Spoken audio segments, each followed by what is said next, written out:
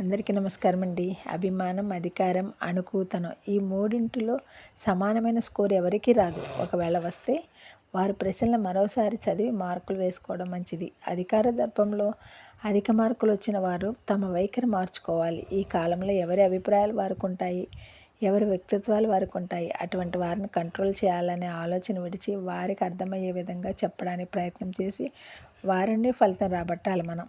గతంలో మీరు రిక్షా ఎక్కడానికి వెళ్తే రిక్షా అతని చేతులు కట్టుకొని ఎక్కడికి పోవాలి సార్ అని అడిగేవారు. ఇప్పుడు రిక్షాలో కాల్ మీద కాల్ వేసుకుని సిగరెట్ కాలుస్తూ కావాలనేటో చూస్తున్న అతన్ని బాబు వస్తావా అని మనమే అడగాలి. అదే అడ్జస్ట్మెంట్. అధికారం ఎంత ప్రమాదమో అనుకూతనం అంతకన్నా రెట్టింపు హాని చేస్తుంది.